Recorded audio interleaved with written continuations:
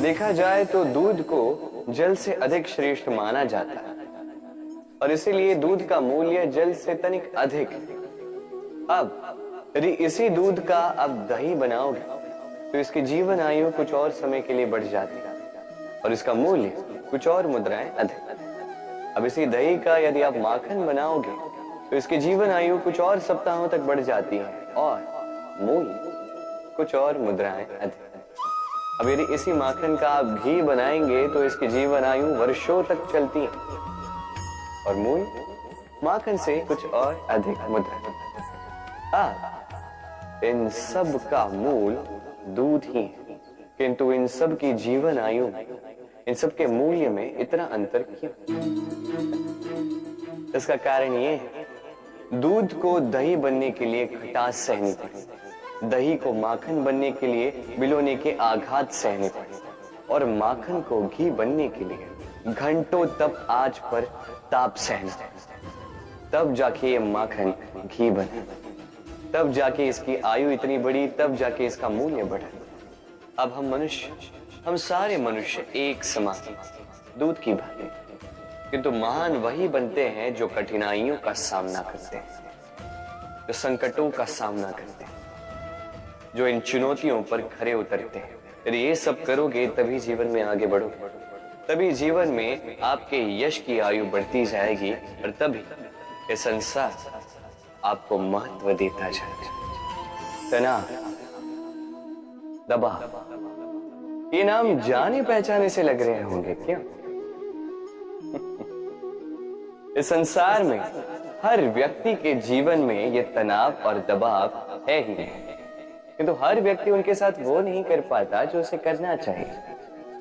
इस तनाव और दबाव को हटाने के स्थान पर वो उसी दबाव का बंदी बनकर रह जाता है।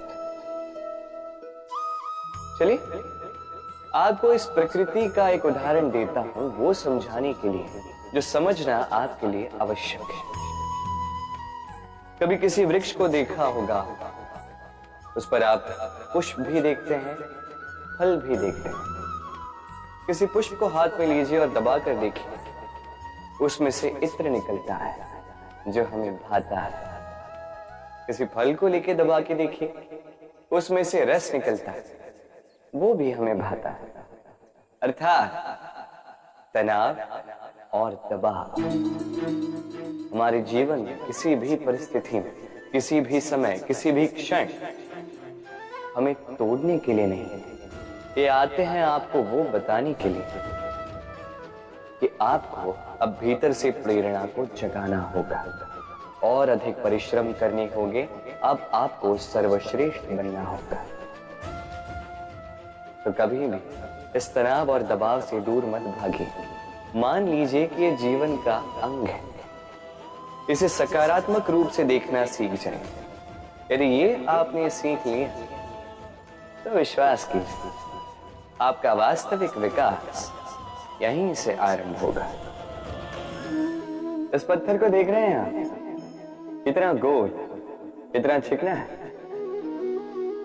बच्चों को अक्सर इसके साथ खेलना बहुत भाता है, और क्यों ना भाए, ये कितना सुंदर, कितना सुडौल है। किंतु क्या कभी आपने सोचा ये पत्थर पहले क्या था? किसी विशाल से पर्वत, किसी विशाल से चट्टान का एक बहुत बड़ा तीखा पाषाण का खंड, जो कहीं से नदी में गिरा, नदी की धारा के साथ बहता रहा, चट्टानों से रगड़ता रहा, रेत के कणों से रगड़ता रहा, और धीरे धीरे तब जाके उसने ये आकार पाया। अब हम भी इसी पत्थर की भांति हैं। स्मरण रखिएगा, आपका व्यक्तित्व, आपका ये स्वरूप ईश्वर की देन नहीं है। हाँ, प्रकृति ने अवश्य ही आपको जन्म दिया है, किंतु आप स्वयं अपने व्यक्तित्व के रचयिता हैं, और आप ये रचते हैं कठिनाइयों का सामना करके, संकटों की धारा पार करके। तो आप भी इसी पत्थर की भांति निरंतर प्रयास करते रहिए, अपना अस्तित्व बनाते रहिए। छोटे से मनुष्य के इस छोटे से मन में चिंताएं बड़ी बड़ी पाई जाती हैं। माता पिता की चिंता, संतान की चिंता, पत्नी की चिंता, काम की चिंता, भविष्य की चिंता आदि इत्यादि। मनुष्य का ये मन चिंताओं का पिटारा है, किंतु धीरे धीरे यही चिंता चिता बनकर व्यक्ति को समाप्त कर देती है। चलिए आपको एक बात स्मरण कराता हूं, बात जो आप पहले से ही जानते हैं। कैसी विचित्र बात है ना। देखिए, आप इस संसार में आने से पूर्व भी ये संसार था, आप इस संसार से जब जाएंगे उसके पश्चात भी संसार रहेगा। अर्थात आपके आने से पूर्व और आपके जाने के पश्चात का समय आपके हाथ में है नहीं। तो आपके हाथ में है क्या? आपके हाथ में है वो समय जिसे आप अभी जी रहे हैं, वो समय जहां आप मुझे सुन रहे हैं, वो समय जहां मैं आपसे बात कर रहा हूं। बस यही आपके हाथ में है। अब इसका आप क्या करेंगे? चिंता करके नष्ट करेंगे? मैं तो यही कहूंगा कि आपको चिंतन करना चाहिए। चिंतन करें कि कैसे इस समय का अधिक से अधिक सदुपयोग किया जा सके, कैसे अधिक से अधिक महान कार्य हम कर सकें, शुभ कर्म कर सकें, कैसे हम सब में आनंद बांट सकें। स्मरण रखिएगा, ये चिंता चिता तक ले जाती है और चिंतन मन को कुंदन बना देता है। व्यक्ति कब सफल हो, कब असफल, कब हानि हो, कब लाभ, कब विजय मिले, कब पराजय, ये सब किस पे निर्भर करता है? अत्यधिक लोग कहेंगे परिस्थिति पर, और उचित भी है। यदि बाहर वर्षा का वातावरण हो तो बाहर वस्त्र कैसे सुखाए जा सकते हैं? यदि चक्रवात का वातावरण हो तो नैया कैसे पार कराई जा सकती है? किंतु यदि मैं आपको वास्तविक सत्य बताऊं तो असफलता का कारण परिस्थिति नहीं है, उस परिस्थिति को स्वीकार कर लेना। हर एक के जीवन में ऐसे प्रसंग अवश्य आते हैं जब हम चाहते हैं किंतु परिस्थिति को बदल नहीं पाते। परिस्थिति को बदलना असंभव हो जाता है।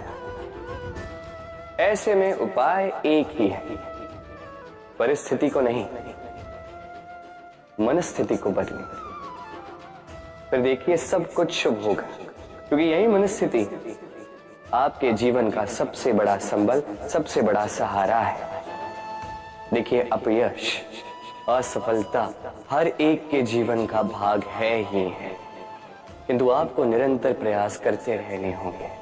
पुनः खड़ा होकर आगे बढ़ना होगा, तभी सफलता मिलेगी। यदि इतना सरल होता सफलता पाना तो हर कोई सफल होता। क्यों? कहते हैं जीवन में संबंधों में गणित नहीं है, और उचित ही तो कहते हैं। यदि इन संबंधों में हानि, लाभ, गुना, भाग ये सब आ जाए तो सब कुछ केवल व्यापार ही तो बन जाता है। ये सारा खेल बन जाता है केवल अंकों का। और ये जीवन निश्चित रूप से अंक गणित नहीं है। इस जीवन में आनंद को बढ़ाना, पीड़ाओं को घटाना अंक गणित का नहीं, व्यवहार और प्रेम का खेल है। कभी किसी के सर पे हाथ रख के उसे शुभकामनाएं ही देता, कदाचित वो उसे इतना आनंदित कर दे कि वो इस संसार को जीते। कभी आपके मुख से किसी के लिए कुछ कटाक्ष निकल जाए और कदाचित वो उसे इतनी पीड़ा दे दे कि वो इस संसार में कुछ भी ना कर पाए। कभी भी जीवन में इन संबंधों में गणित को न लाए, कभी नहीं। न हानि, लाभ, न गुणा, भाग। स्मरण रखिएगा, इस संसार में ऐसा कोई समीकरण नहीं जिसका हल ना हो। बस देरी है तो उसे ढूंढ लूंगी। राधे राधे।